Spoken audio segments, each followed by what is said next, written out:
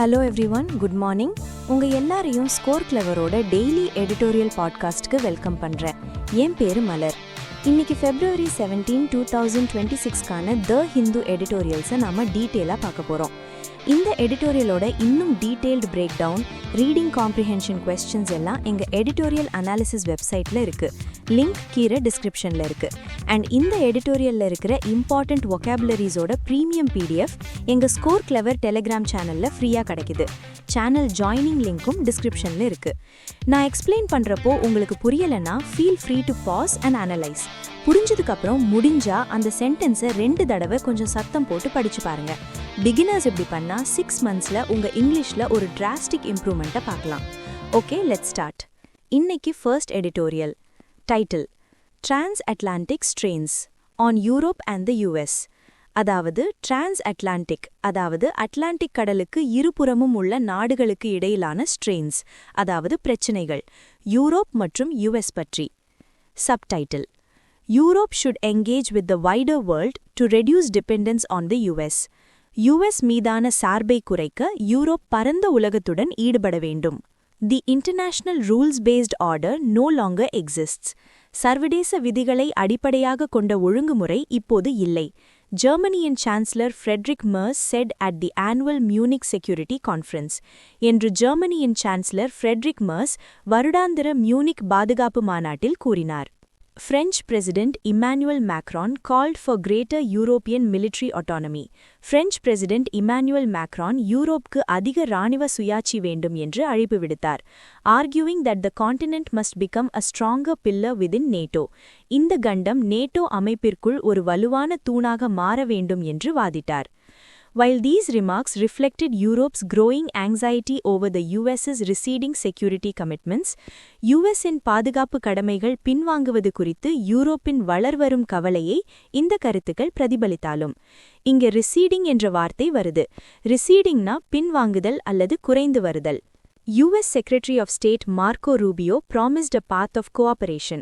US Secretary of State Marco Rubio ஒத்துழைப்பின் பாதையை உறுதியளித்தார். He advocated a stronger alliance rooted in shared history and Christian cultural linkages. அவர் பகிரப்பட்ட வரலாறு மற்றும் Christian கலாச்சார தொடர்புகளில் வேரூன்றிய ஒரு வலுவான கூட்டணியை ஆதரித்தார். Rather than shared strategic interests, பகிரப்பட்ட உத்தி நலன்களை காட்டிலும், the speeches by European and American officials underscored both the strains in transatlantic ties and Europe's mounting challenges. European மற்றும் அமெரிக்க அதிகாரிகளின் உரைகள் டிரான்ஸ்அட்லாண்டிக் உறவுகளில் உள்ள பிரச்சினைகள் மற்றும் யூரோப் எதிர்கொள்ளும் சவால்கள் ஆகிய இரண்டையும் அடிக்கோட்டிட்டு காட்டின. இங்கு அண்டர்ஸ்கோர்ட் அப்படிங்கிற வார்த்தை வருது. அண்டர்ஸ்கோர்ட்னா ஒன்றை வலியுறுத்தி காட்டுவது, to emphasise. Last year, at the same venue, US Vice President J.D. Vance had slammed Europe's democratic model and its refugee policies. கடந்த ஆண்டு இதே இடத்தில் US துணைத் தலைவர் J.D. Vance யூரோப்பின் ஜனநாயக மாதிரி மற்றும் அதன் அகதிகள் கொள்கைகளை கடுமையாக விமர்சித்தார். Mr. Rubio, though conciliatory, also echoed the American far-right's central talking point of civilizational erasure. திரு ரூபியோ சமரசமாக பேசினாலும் அமெரிக்க தீவிர வலதுசாரிகளின் நாகரிக அழிப்பு என்ற மைய பேச்சையும் எதிரொலித்தார். இங்கு கன்சிலியேட்ரி அப்படிங்கிற வார்த்தை இருக்கு. கன்சிலியேட்ரினா சமாதானப்படுத்தும் அல்லது நட்பை ஏற்படுத்தும் நோக்கம் கொண்டது. The Trump administration wants Europe at a moment of crisis to join its culture wars and its push to reassert Western dominance. Trump நிர்வாகம் யூரோப் ஒரு நெருக்கடியான தருணத்தில் அதன் கலாச்சார போர்களிலும் அதன் மேற்கத்திய ஆதிக்கத்தை மீண்டும் நிலைநிறுத்தும் அதன் முயற்சியிலும் சேர வேண்டும் என்று விரும்புகிறது. Today's Europe faces a trifecta of challenges. இன்றைய யூரோப் 3 விதமான சவால்களை எதிர்கொள்கிறது. First, the largest land conflict since the end of the Second World War has been raging on its eastern flank for 4 years. முதலாவதாக, 2ஆம் உலகப் போருக்கு பிறகு மிகப்பெரிய நிலப்போர் அதன் கிழக்கு எல்லையில் 4 ஆண்டுகளாக நடந்து கொண்டிருக்கிறது. யூரோப்பின் முக்கிய எதிர்வினையாக உக்ரைனுக்கு ஆயுதம் வழங்குவதும் தடைகள் மூலம் ரஷ்யாவை பாதிப்பதும் தான் உள்ளது. ஆனால் இது போர்க்களத்தில் தீர்க்கமான முடிவுகளை தரவில்லை. Second, Europe has relied on US for its security since the Second World War. இரண்டாவதாக, 2ஆம் உலகப் போரிலிருந்து யூரோப் தனது பாதுகாப்பிற்காக USஐ நம்பியுள்ளது. a dependence that deepened after the Cold War. இந்த சார்பு பனிப்போருக்கு பிறகு மேலும் ஆழமானது. This lopsided partnership is no longer sustainable. இந்த ஒருதலைப்பட்ட கூட்டணி இனி நீடிக்க முடியாதது. As the US, where a new far-right movement seeks to recast transatlantic ties, ஏனெனில் USஇல் ஒரு புதிய தீவிர வலதுசாரி இயக்கம் transatlantic உறவுகளை மாற்றியமைக்க முயல்கிறது, that appears increasingly less committed to European security. இதனால் US-யூரோப்பியன் பாதுகாப்பிற்கு குறைவான அர்ப்பணிப்புடன் இருப்பதாக தெரிகிறது. Mr. Trump's remarks about taking control of Greenland risk undermining the collective defense principle.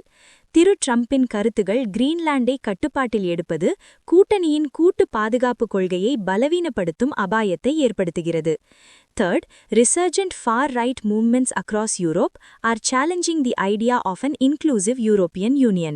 மூன்றாவதாக, யூரோப் முழுவதும் மீண்டும் எழுச்சி பெறும் தீவிர வலதுசாரி இயக்கங்கள் அனைவரையும் உள்ளடக்கிய யூரோப்பியன் யூனியன் என்ற கருத்துக்கு சவால் விடுக்கின்றன.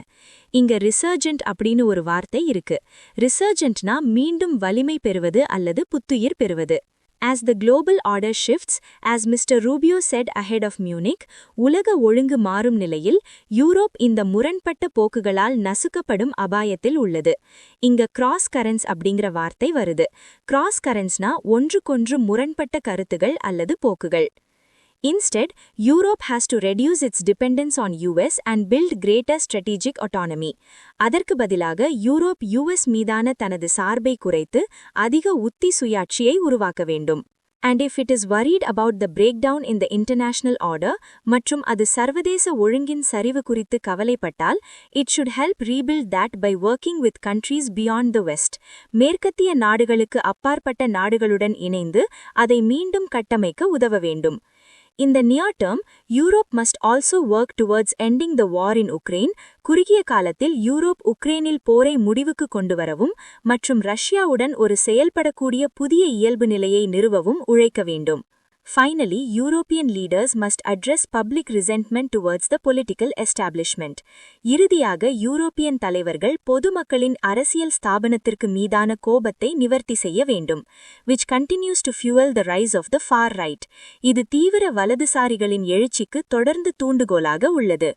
Continental peace and stability, cooperation and engagement with the wider world should guide Europe while it reimagines its role in the emerging world order.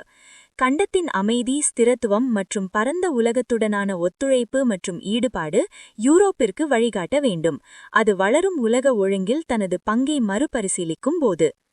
So இந்த எடிட்டோரியலோட டோன் என்னன்னு பார்த்தா இட் இஸ் அனலிட்டிக்கல். ஏன்னா author Europe face பண்ற சேலஞ்சஸை US கூட இருக்கிற ஸ்ட்ரெயின்ஸை வெறுமனே list பண்ணாம அதோட historical reasons, political shifts and potential சொல்யூஷன்ஸையும் ஆழமா அனலைஸ் பண்றாரு. ஒரு ப்ராப்ளமோட பல டைமென்ஷன்ஸையும் ஆராயறதுனால இது analytical tone. Okay, first editorial முடிஞ்சது. ஒரு சின்ன பிரேக். உங்க இங்கிலீஷ் ஸ்கில்ஸை நெக்ஸ்ட் லெவலுக்கு கொண்டு போங்க நினைக்கிறீங்களா? அப்போ கூகுள் பிளே ஸ்டோர்ல இருக்கிற நம்ம ஸ்கோர் கிளவர் ஆப்பை உடனே டவுன்லோட் பண்ணுங்க. அதுல vocabularies, idioms and phrases, phrasal verbs எல்லாம் ஈஸியா மெமரைஸ் பண்ண ஒரு யூனிக் டெக்னிக் இருக்கு. ஒரு தடவை படிச்சா போதும், மறக்கவே மறக்காது. அண்ட் இந்த பாட்காஸ்ட் இனிஷியேட்டிவ் பத்தி உங்க ஃபீட்பேக்கை கமெண்ட்ல சொல்லுங்க. இது மாதிரி கண்டென்ட் கிரியேட் பண்ண நிறைய எஃபர்ட் ஆகுது. சோ உங்க சப்போர்ட் ரொம்ப முக்கியம். லைக் பண்ணுங்க, ஷேர் பண்ணுங்க, மறக்காம சப்ஸ்கிரைப் பண்ணுங்க. Alright, let's get back to the second editorial. Title: Cities of Debt on the Urban Challenge Fund. அதாவது கடனில் மூழ்கிய நகரங்கள் Urban Challenge Fund பற்றி. Subtitle: ULBக்கள் சந்தையை அணுகுவதற்கு முன் அவற்றுக்கு அதிக நிர்வாகத் திறன் தேவை. The government's updated Urban Challenge Fund has rendered the attention of urban local bodies an even more precious resource. அதாவது அரசாங்கத்தின் புதுப்பிக்கப்பட்ட Urban Challenge Fund நகர்ப்புற உள்ளாட்சி அமைப்புகளின் கவனத்தை இன்னும் மதிப்புமிக்க ஒரு வளமாக மாற்றியுள்ளது. As they struggle to complete unfinished work under other schemes. ஏனெனில் அவை மற்ற திட்டங்களின் கீழ் முடிக்கப்படாத பணிகளை முடிக்க போராடுகின்றன, including AMRUT, Swachh Bharat mission urban 2.0, smart cities மற்றும் பிரதான் மந்திரி ஆவாஸ் யோஜனா உள்ளிட்ட திட்டங்கள். which also suffer from chronic underutilization. இவையும் நாள்பட்ட குறைவான பயன்பாட்டால் பாதிக்கப்பட்டுள்ளன. The government has pitched the fund as a move towards market-linked, reform-driven and outcome-oriented urban infrastructure. அரசாங்கம் இந்த நிதியை சந்தையுடன் இணைக்கப்பட்ட சீர்திருத்தத்தை அடிப்படையாக கொண்ட மற்றும் விளைவுகளை நோக்கிய நகர்ப்புற உள்கட்டமைப்பை நோக்கிய ஒரு நகர்வாக முன்வைத்துள்ளது. With the center covering 25% of project cost, இதில் மத்திய அரசு திட்ட செலவில் 25% ஏற்கும் if cities raise at least 50% through bonds, loans and PPPs. நகரங்கள் குறைந்தது 50% பத்திரங்கள், கடன்கள் மற்றும் PPPகள் மூலம் திரட்டினால். This is an attempt to incorporate fiscal discipline in a system. இது ஒரு அமைப்பில் நிதி ஒழுக்கத்தை இணைப்பதற்கான ஒரு முயற்சி. That has never properly devolved fiscal powers to ULBs. அந்த அமைப்பு ULBகளுக்கு நிதி அதிகாரங்களை முறையாக வழங்கியதே இல்லை. இங்க டிவால்வ்ட் அப்படின்ற ஒரு வார்த்தை வருது. டிவால்வ்டுனா அதிகாரத்தை ஒரு மைய இடத்திலிருந்து உள்ளூர் அல்லது பிராந்திய அமைப்புகளுக்கு மாற்றுவது. Many Indian cities cannot credibly borrow without first fixing the political economy of local taxes and transfers. பல இந்திய நகரங்கள் உள்ளூர் வரிகள் மற்றும் நிதி மாற்றங்களின் அரசியல் பொருளாதாரத்தை முதலில் சரிசெய்யாமல் நம்பகத்தன்மையுடன் கடன் வாங்க முடியாது, which are shaped by state-level issues and under-investment in municipal capacity. இவை மாநில அளவிலான பிரச்சினைகள் மற்றும் நகராட்சி திறனில் குறைவான முதலீடு ஆகியவற்றால் வடிவமைக்கப்பட்டுள்ளன. Requiring cities to earn their growth risks sidelining weaker ones. நகரங்கள் தங்கள் வளர்ச்சியை சம்பாதிக்க வேண்டும் என்று கோருவது பலவீனமான நகரங்களை ஓரங்கட்டும் அபாயத்தை ஏற்படுத்துகிறது. And shifting the focus from services such as formalizing settlements to developing monetizable assets. மேலும் குடியிருப்புகளை முறைப்படுத்துவது போன்ற சேவைகளிலிருந்து பணமாக்கக்கூடிய சொத்துக்களை உருவாக்குவதில் கவனத்தை திருப்புகிறது. இங்க மானிட்டைசபிள் என்ற வார்த்தை இருக்கு. மானிட்டைசபிள்னா பணமாக மாற்றக்கூடியது. ரூபாய் 5000 கோடி உத்தரவாதம் சிறிய நகரங்களுக்கு கடன் வாங்குவதை எளிதாக்கலாம். But proper accounting and administrative capacity are essential. ஆனால் சரியான கணக்கியல் மற்றும் நிர்வாகத்திறன் அவசியம்.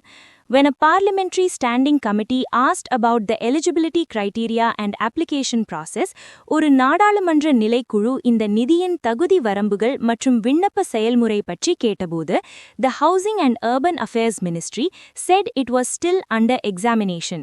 வீடு வசதி மற்றும் நகர்ப்புற விவகாரங்கள் அமைச்சகம் அது இன்னும் பரிசீலனையில் இருப்பதாக கூறியது. A possible recipe for politically colored spending. இது அரசியல் சாயம் பூசப்பட்ட செலவினங்களுக்கு வழிவகுக்கக்கூடும். Across sectors, the center has since 2014 increasingly reduced the share of public support. துறைகள் முழுவதும் 2014 முதல் மத்திய அரசு பொது ஆதரவின் பங்கை படிப்படியாக குறைத்துள்ளது. While asking public systems to fill the gap using private finance. அதே சமயத்தில் பொது அமைப்புகளை தனியார் நிதியை பயன்படுத்தி அந்த இடைவெளியை நிரப்பச் சொல்கிறது. The CSIR was among the first casualties and urban development could be the latest. CSIR முதல் பாதிக்கப்பட்டவர்களில் ஒன்றாக அமையும் மற்றும் நகர்ப்புற வளர்ச்சி சமீபத்தியதாக இருக்கலாம். In higher education, the move towards infrastructure loans turned public universities into debt-laden entities that were expected to recover costs by increasing fees, affecting poor students. உயர்கல்வியில் உள்கட்டமைப்பு கடன்களை நோக்கிய நகர்வு பொது பல்கலைக்கழகங்களை கடன் சுமை கொண்ட நிறுவனங்களாக மாற்றியது. அவை கட்டணங்களை உயர்த்தி செலவுகளை ஈடு செய்யும் என்று எதிர்பார்க்கப்பட்டது. இது ஏழை மாணவர்களை பாதித்தது. Studies of the National Health Mission's financial management have documented long delays to move funds through treasuries to implementing agencies. தேசிய சுகாதார இயக்கத்தின் நிதி மேலாண்மை குறித்த ஆய்வுகள் நீண்ட தாமதங்களை ஆவணப்படுத்தியுள்ளன. கருவூலங்கள் மூலம் நிதியை செயல்படுத்தும் நேர்மைகளுக்கு மாற்றுவதில். So in practice, hospitals have been asked to maintain services first and receive money later. எனவே நடைமுறையில் மருத்துவமனைகள் முதலில் சேவைகளை பராமரிக்கவும் பின்னர் நிதியை பெறவும் கேட்கப்பட்டுள்ளன. Audits under the Ujjwal Discom Assurance Yojana have exposed significant non-adherence and implementation gaps in the power sector. Ujjwal Discom உத்தரவாத திட்டத்தின் கீழ் நடந்த தணிக்கைகள் மின்துறையில் கவனிக்கத்தக்க இணைப்பின்மை மற்றும் செயல்படுத்தல் இடைவெளிகளை வெளிப்படுத்தியுள்ளன. Private capital is not illegitimate and public systems should sometimes raise revenues. தனியார் மூலதனம் சட்டவிரோதமானது அல்ல மற்றும் பொது அமைப்புகள் சில சமயங்களில் வருவாயை உயர்த்த வேண்டும். The issue is that the center increasingly conditions public support on market access. பிரச்சனை என்னவென்றால் மத்திய அரசு குறைந்தபட்ச சேவை உத்தரவாதங்களை முதலில் உறுதி செய்வதற்கு பதிலாக சந்தை அணுகுவதை பொறுத்து பொது ஆதரவுக்கு நிபந்தனை விதிக்கிறது. Thus, while the funds instruments are legitimate, எனவே இந்த நிதியின் கருவிகள் முறையானவை என்றாலும் it will increase the risk of becoming insubordinate to bankability. இது வங்கித்தன்மைக்கு கட்டுப்படாத அபாயத்தை அதிகரிக்கும். இங்க insubordinate என்ற வார்த்தை வருது. Insubordinateனா கீழ்ப்படியாத கட்டுப்படாத. If land records are a mishmash, நில ஆவணங்கள் ஒரு குழப்பமாக இருந்தால் இங்க mishmash அப்படின்ற ஒரு வார்த்தை வருது. Mishmashனா ஒரு confused mixture, அதாவது ஒரு கலவையான குழப்பம். ULBs routinely violate master plans. ULBகள் வழக்கமாக மாஸ்டர் பிளான்களை மீறினால் and renters and low-income households do not receive additional protections மற்றும் வாடகைதாரர்கள் மற்றும் குறைந்த வருமானம் கொண்ட குடும்பங்களுக்கு கூடுதல் பாதுகாப்பு கிடைக்கவில்லை என்றால் சோ இந்த எடிட்டோரியலோட டோன் என்னன்னு பாத்தீங்கன்னா இட் இஸ் கிரிட்டிக்கல். ஏன்னா ஆத்தர் கவர்மெண்டோட அர்பன் சேலஞ்ச் ஃபண்டை நேரடியா விமர்சிக்கிறாரு. இந்த ஃபண்டோட அப்ரோச் ULBகளோட உண்மையான பிரச்சனைகளை அட்ரஸ் பண்ணாம அவங்கள மார்க்கெட்டை நம்பி இருக்க வைக்குதுன்னு சொல்றாரு. இதனால வீக் சிட்டிஸ் பின்னாடி போயிடும், பப்ளிக் சர்வீஸோட ஃபோக்கஸ் மாறிடும்னு கவலை தெரிவிக்கிறாரு. So the entire tone is critical of the policy. That's all for today. ஆனா போயிடாதீங்க. இன்னைக்கு நாம் பார்த்த எடிட்டோரியல்ஸ்ல இருந்து vocabularies-ஐ வச்சு ஒரு குவிஸ் இருக்கு. எங்க டெலிகிராம் சேனல்ல டெய்லி 7 PM-க்கு லைவா எடிட்டோரியல் vocab லீக் நடக்கும். அது vocabulary-க்கான IPL மாதிரி. மந்த்லி லீக்ஸ், ஸ்கோர்ஸ், ரிவார்ட்ஸ் எல்லாம் இருக்கு. இந்த vocab லீக்ல ஜாயின் பண்ண கீழே டிஸ்கிரிப்ஷன்ல இருக்கிற லிங்க் கிளிக் பண்ணுங்க. உங்க இங்கிலீஷை இம்ப்ரூவ் பண்ண இது ஒரு சூப்பர் ஃபன்னான வழி. நாளைக்கு இன்னொரு செட் ஆஃப் எடிட்டோரியல்ஸோட உங்களை சந்திக்கிறேன். Until then, this is Malar signing off from Score Clever. Bye.